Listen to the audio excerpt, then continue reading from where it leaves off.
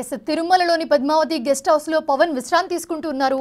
పవన్ పర్యటనకు సంబంధించిన డీటెయిల్స్ మా ప్రతినిధి దామోదర్ లైవ్ లో అందిస్తారు. దామోదర్, ప్రస్తుతం చూస్తున్నాము ఆల్రెడీ పవన్ చేరుకున్నారు తిరుపతికి.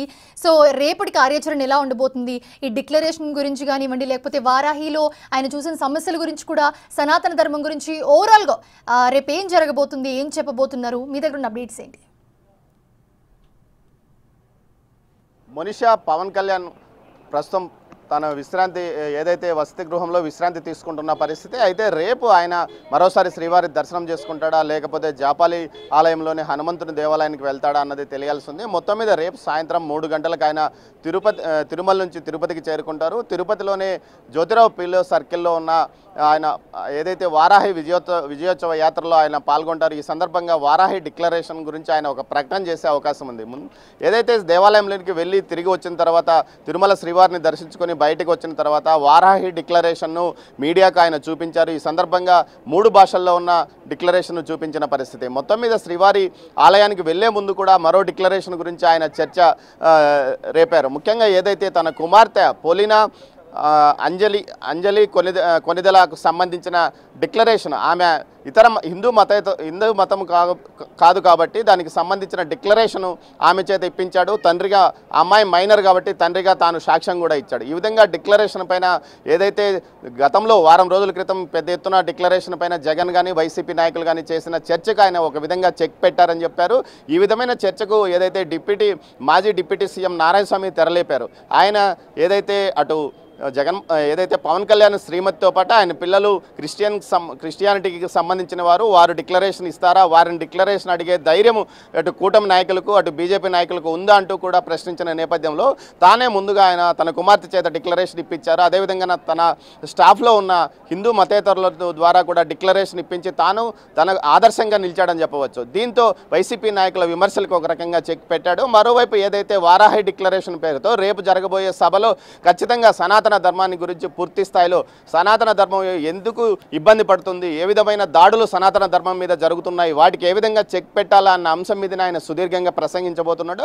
అదేవిధంగా ఏదైతే క్షేత్రస్థాయిలో గ్రామీణ ప్రాంతాల్లో ఎందుకు మతాంతరీకరణ పెద్ద ఎత్తున జరుగుతుంది, దానికి గల కారణాలు, ఏదైతే నిమ్న స్థాయి కులాలు ఎందుకు వేరే మతాల వైపు వెళ్తున్నారు, వారిని ఎందుకు దేవాలయాల్లోకి కొన్ని చోట్ల ఇంకా రానివ్వలేదు, ఈ విషయాలపైన కూడా ఆయన పూర్తిగా తన ప్రసంగంలో చెప్పబోతున్నాడు. ఈ సమయంలో ఖచ్చితంగా నిమ్న స్థాయిలో ఉన్న హిందువులను పూర్తి స్థాయిలో అటు వేరే మతాల వైపు వెళ్లకుండా ఎలాంటి చర్యలు తీసుకోవాలన్న అంశం మీద మాట్లాడుతూనే ప్రభుత్వంలో తాను కూడా భాగం కాబట్టి తమ ప్రభుత్వం ఏం చేయబోతుంది, సనాతన ధర్మ పరిరక్షణకు ఏం చేయబోతుంది, అదేవిధంగా అట్టడుగు వర్గాల వారు మా హిందూ మతం నుంచి బయటికి వెళ్లకుండా ఎలాంటి చర్యలు తీసుకోవాలా అన్న అంశం మీద కూడా ఆయన మాట్లాడే అవకాశం ఉంది.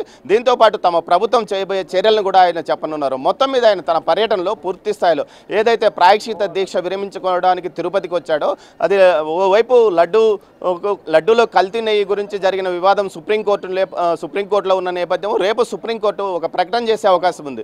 కేంద్ర ప్రభుత్వం సుప్రీంకోర్టులో రేపు స్వతంత్ర ఏజెన్సీ ద్వారా ఏదైనా విచారణ జరిపిస్తుందా, లేకపోతే రాష్ట్ర ప్రభుత్వం ఏర్పాటు చేసిన సిట్టికే పూర్తి స్థాయి బాధ్యతలు అప్పగిస్తారా అన్న అంశం మీద కూడా ఒక చర్చ నడుస్తుంది.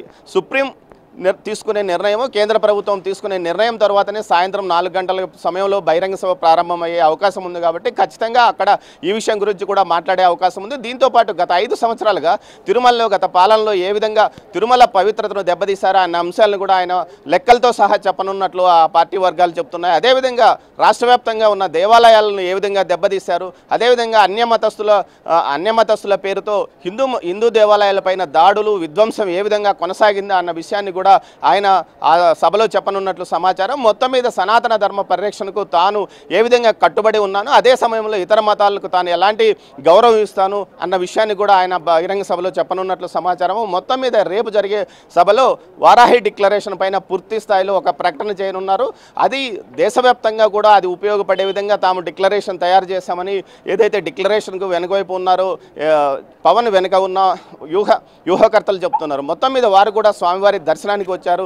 ఈ సందర్భంగా వారు ప్రస్తుతం ఈ రేపు ఏం మాట్లాడాలి, ఎలాంటి ప్రకటన చేయాలా అన్న విషయంతో ఇప్పటికీ పవన్తో వాళ్ళు సుదీర్ఘ సమాలోచనలు చేస్తున్నట్లు సమాచారం. మొత్తం మీద చూసుకుంటే పవన్ కళ్యాణ్ ఈరోజు ఒక డిక్లరేషన్తో జగన్కు చెక్ పెట్టాడు. రేపు వారాహి డిక్లరేషన్ ద్వారా ఏదైతే సనాతన ధర్మానికి తాను కట్టుబడి ఉన్నాను, అదేవిధంగా సనాతన ధర్మ పరిరక్షణకు తాను ఎలాంటి చర్యలు తీసుకోబోతున్నానని చెప్తూనే